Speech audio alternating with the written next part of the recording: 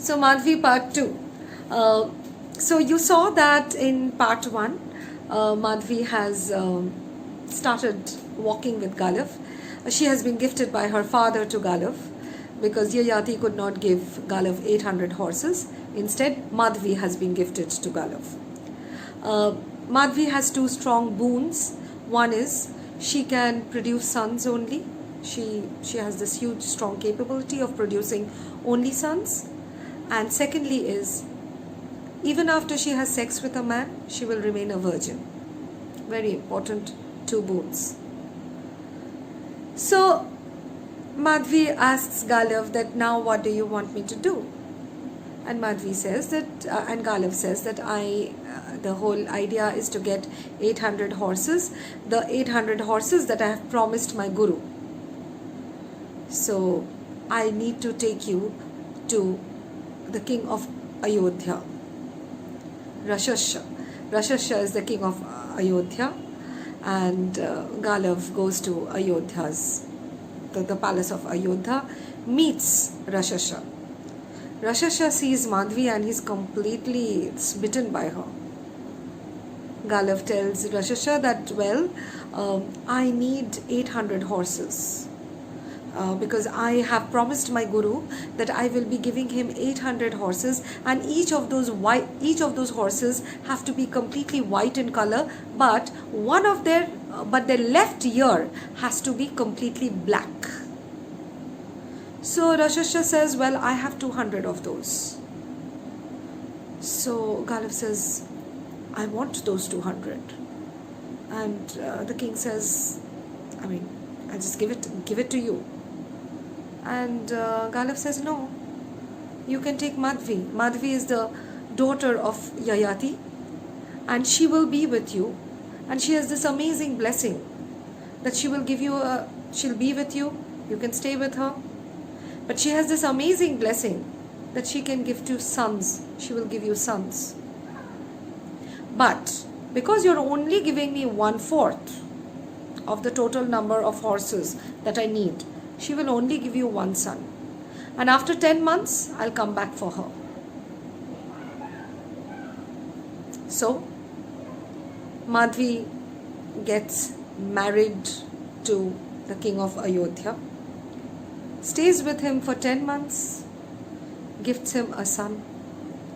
And exactly after 10 months, after Vasumana is born, the name of the son, Vasumana later on became a very, very, very famous king. After Vasumana was born, Madhvi again started on her journey with Galav. Time to get those remaining 600 horses, because only 200 horses have been obtained. So then Madhvi was taken to the king of Kashi. The same 10 months. And again another son was born, Pratardan. Then the king of Bhoj, 10 months. Another son, Shivi. But now only 600 horses have been gathered. 200 horses no one has. So finally, Madhvi, Galav and 600 horses, they go to Rishi Vishwamitra. Rishi Vishwamitra is that guru of Galav to whom Galav has promised those 800 horses. Galav tells Vishwamitra that, Guru, I have got you 600 horses. And Vishwamitra says, but you said 800 horses, isn't it?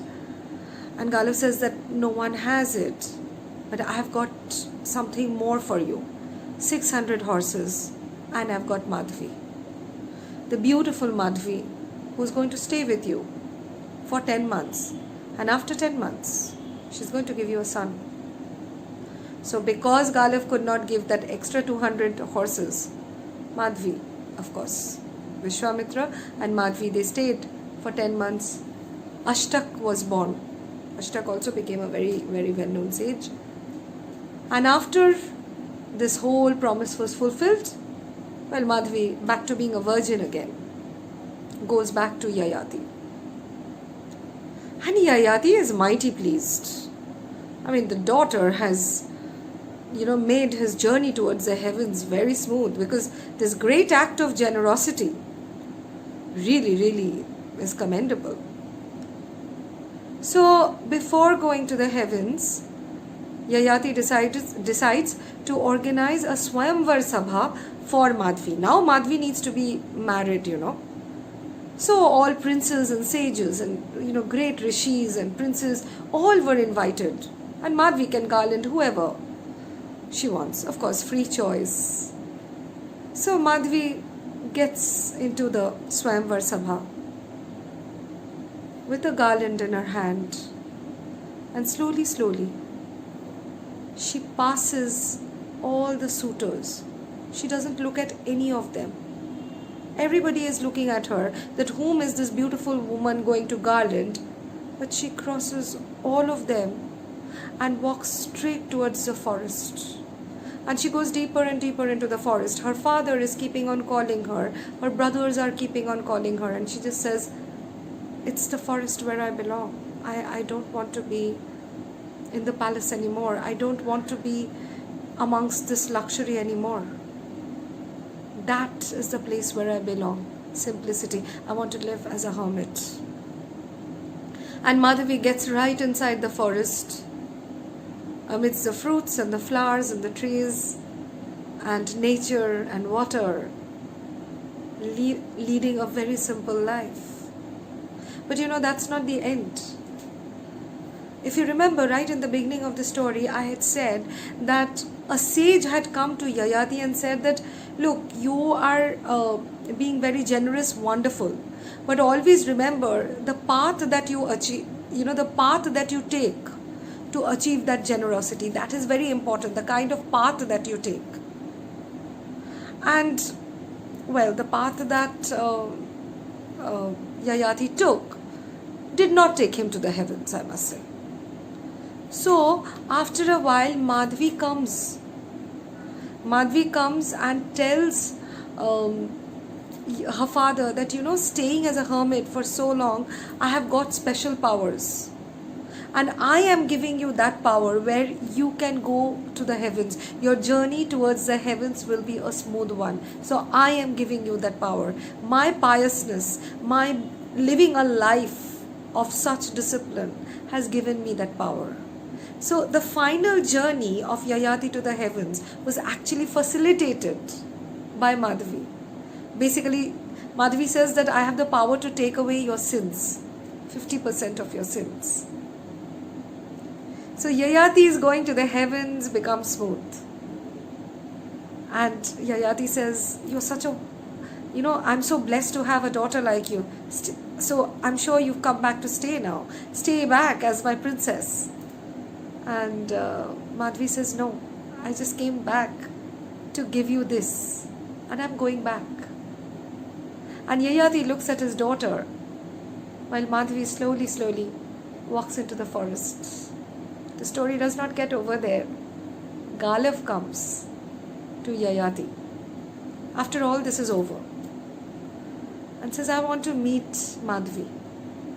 Now, nowhere has it been mentioned whether there was any romantic intention as to why he wanted to meet Madhavi. Nowhere. I mean, of course, a lot of writers have given a lot of things to it, and even I would like to believe that he came back because he fell for her. I would like to believe, but I can't say that it's mentioned anywhere really. And Yayati says that you can't get her anymore because she's gone. She's gone away to the forests forever. And while everyone is looking at the forest, Madhavi has gone deep into the forest, living as a hermit for the rest of her life. Women in Mahabharata.